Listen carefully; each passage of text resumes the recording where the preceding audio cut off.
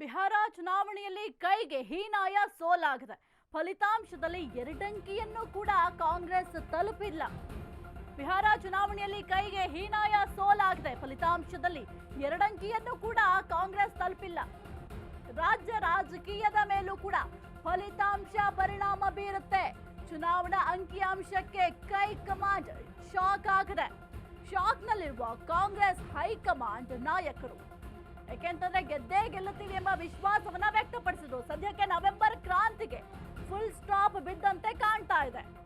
ಸದ್ಯಕ್ಕೆ ರಾಜ್ಯ ರಾಜಕೀಯದ ಮೇಲೂ ಕೂಡ ಇದು ಪರಿಣಾಮ ಬೀರ್ತಾ ಇದೆ. ಬಿಹಾರ ಚುನಾವಣೆಯಲ್ಲಿ ಕೇವಲ ಎರಡಂಕಿಯನ್ನು ಕೂಡ ತಲುಪಿಲ್ಲ ಕಾಂಗ್ರೆಸ್. ಫಲಿತಾಂಶದಲ್ಲಿ ರಾಜ್ಯ ರಾಜಕೀಯದ ಮೇಲೂ ಕೂಡ ಫಲಿತಾಂಶ ಪರಿಣಾಮ ಬೀರುತ್ತೆ. ಚುನಾವಣಾ ಅಂಕಿಅಂಶಕ್ಕೆ ಹೈಕಮಾಂಡ್ ಶಾಕ್ ಆಗಿದೆ. ಶಾಕ್ನಲ್ಲಿರುವ ಕಾಂಗ್ರೆಸ್ ಹೈಕಮಾಂಡ್ ನಾಯಕರು.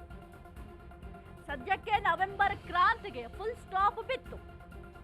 ಯಾಕೆಂತಂದ್ರೆ ಬಹಳ ಶಾಕ್ನಲ್ಲಿದ್ದಾರೆ ಕಾಂಗ್ರೆಸ್ ಹೈಕಮಾಂಡ್. ಯಾವ ಕಾರಣಕ್ಕೆ ಅಂತಂದ್ರೆ, ನಾವು ಗೆದ್ದೇ ಗೆಲ್ಲುತ್ತೀವಿ, ಬಹುಮತದೊಂದಿಗೆ ನಾವು ಅಧಿಕಾರವನ್ನ ಬಿಹಾರದಲ್ಲಿ ಹಿಡಿತೀವಿ, ಆ ಒಂದು ಅಧಿಕಾರದ ಹಾರ ನಮ್ಮ ಕುತ್ತಿಗೆಗೆ ಬೀಳುತ್ತೆ ಅಂತ ಬಹಳ ವಿಶ್ವಾಸವನ್ನ ರಾಹುಲ್ ಗಾಂಧಿ ಅವರು ವ್ಯಕ್ತಪಡಿಸಿದ್ರು. ಆದ್ರೆ ಕೇವಲ ಎರಡಂಕಿಯನ್ನು ಕೂಡ ಕಾಂಗ್ರೆಸ್ ತಲುಪಿಲ್ಲ. ಹಾಗಾಗಿ ರಾಜ್ಯ ರಾಜಕೀಯದ ಮೇಲೂ ಕೂಡ ಈ ಒಂದು ಫಲಿತಾಂಶ ಪರಿಣಾಮ ಬೀರುವ ಸಾಧ್ಯತೆ ಇದೆ. ಯಾಕೆಂತಂದ್ರೆ ನವೆಂಬರ್ ಕ್ರಾಂತಿಯ ವಿಚಾರವಾಗಿ ನಮ್ಮ ಕರ್ನಾಟಕದಲ್ಲಿ ಸದ್ಯಕ್ಕೆ ಬಹಳ ಚರ್ಚೆ ಆಗ್ತಾ ಇದೆ. ನವೆಂಬರ್ನಲ್ಲಿ ಕ್ರಾಂತಿ ಆಗುತ್ತೆ, ಮುಖ್ಯವಾಗಿ ಸಂಪುಟ ಪುನರ್ರಚನೆ ಆಗುತ್ತೆ, ಸಿಎಂ ಕುರ್ಚಿ ಬದಲಾವಣೆ ಆಗುತ್ತೆ. ಈ ಎಲ್ಲ ವಿಚಾರಗಳು ಕೂಡ ಬಹಳ ಚರ್ಚೆಗೆ ಗ್ರಾಸ ಆಗಿತ್ತು. ಆದ್ರೆ ಈಗ ಈ ಒಂದು ನವೆಂಬರ್ ಕ್ರಾಂತಿಗೂ ಕೂಡ ಬ್ರೇಕ್ ಬೀಳುತ್ತಾ ಎಂಬ ಪ್ರಶ್ನೆ ಮೂಡ್ತಾ ಇದೆ. ಯಾಕಂತಂದ್ರೆ ಬಹಳ ಅಸಮಾಧಾನದಲ್ಲಿದೆ ಹೈಕಮಾಂಡ್. ಯಾವ ಕಾರಣಕ್ಕೆ ಅಂತಂದ್ರೆ, ಬಿಹಾರದಲ್ಲಿ ನಾವು ಗೆದ್ದೇ ಗೆಲ್ತೀವಿ ಎಂಬ ವಿಶ್ವಾಸದಲ್ಲಿದ್ದವ್ರಿಗೆ ಕೇವಲ ಎರಡಂಕಿ ಕೂಡ ತೆಗೆದುಕೊಳ್ಳೋದಕ್ಕೆ ಸಾಧ್ಯ ಆಗಿಲ್ಲ ಸದ್ಯಕ್ಕೆ. ಹಾಗಾಗಿ ಬಹಳ ಶಾಕ್ನಲ್ಲಿದ್ದಾರೆ. ಫಲಿತಾಂಶ ಪರಿಣಾಮ ನವೆಂಬರ್ ಕ್ರಾಂತಿಗೆ ತಣ್ಣೀರು. ನವೆಂಬರ್ ಕ್ರಾಂತಿ ನಿರೀಕ್ಷೆಯಲ್ಲಿದ್ದವರಿಗೆಲ್ಲ ತಣ್ಣೀರನ್ನ ಎರಚಲಾಗಿದೆ. ಸದ್ಯಕ್ಕೆ ಸಚಿವ ಸಂಪುಟ ಸರ್ಜರಿಯೂ ಇಲ್ಲ, ಏನು ಬದಲಾವಣೆ ಆಗಲ್ವಾ ಅಂತ. ಕೈಪಡಿಯಲ್ಲಿ ನಾಯಕತ್ವ ಬದಲಾವಣೆಯೂ ಕೂಡ ಇಲ್ಲ. ಯಾಕೆಂತಂದ್ರೆ ಈ ಒಂದು ಶಾಕ್ ನಿಂದಲೇ ಹೊರಬರ್ಲಿಕ್ಕೆ ಸಾಧ್ಯ ಆಗುತ್ತಾ ಇಲ್ವೋ ಗೊತ್ತಿಲ್ಲ. ಸದ್ಯದ ಸ್ಥಿತಿಯಲ್ಲಿ ಕೈ ಪಾಳ್ಯದಲ್ಲಿ ಸಚಿವ ಸ್ಥಾನ ಆಕಾಂಕ್ಷಿಗಳಿದ್ದವರಿಗೆಲ್ಲ ಭಾರಿ ನಿರಾಸೆಯಾಗ್ತಾ ಇದೆ.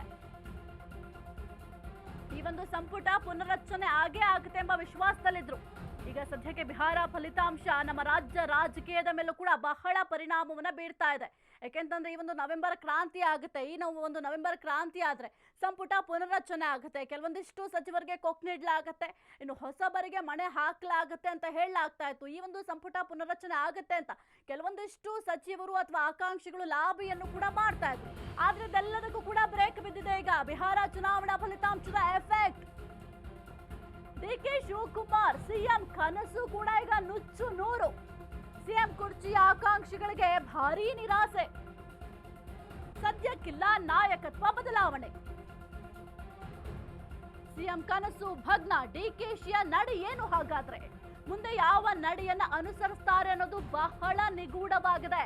ಹೈಕಮಾಂಡ್ ನ ಭೇಟಿ ಮಾಡೋದಕ್ಕೆ ಅಂತ ಹೋದಂತಹ ಸಂದರ್ಭದಲ್ಲೂ ಕೂಡ ಸಮಯಾವಕಾಶವನ್ನ ಕೊಟ್ಟಿರಲಿಲ್ಲ.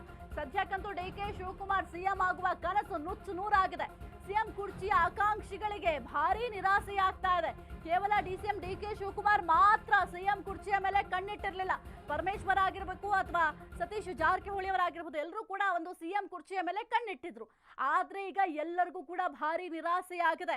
ಯಾಕೆಂತಂದ್ರೆ ಈಗ ಸದ್ಯಕ್ಕೆ ಬಿಹಾರ ಚುನಾವಣೆಯಲ್ಲಿ ಕೇವಲ ಎರಡಂಕಿಯನ್ನು ಕೂಡ ತೆಗೆದುಕೊಳ್ಳಲಿಕ್ಕೆ ಅಥವಾ ಪಡೆಯಲಿಕ್ಕೆ ಸಾಧ್ಯ ಆಗಿಲ್ಲ ಅಂತ ಈಗ ಸದ್ಯಕ್ಕೆ ಹೈಕಮಾಂಡ್ ಏನಿದೆ ಬಹಳ ಒಂದು ಶಾಕ್ನಲ್ಲಿದ್ದಾರೆ. ಈ ಒಂದು ಶಾಕ್ನಿಂದ ಹೊರಬಂದು ರಾಜ್ಯ ರಾಜಕೀಯದ ಕಡೆ ಗಮನ ಹರಿಸಬೇಕು ಅಂತಂದ್ರೆ ಸ್ವಲ್ಪ ಸಮಯ ಬೇಕಾಗುತ್ತೆ. ಹಾಗಾಗಿ ಈ ಒಂದು ನವೆಂಬರ್ ಕ್ರಾಂತಿಗೆ ಸದ್ಯಕ್ಕೆ ಬ್ರೇಕ್ ಬಿದ್ದಂತೆ ಕಾಣ್ತಾ ಇದೆ.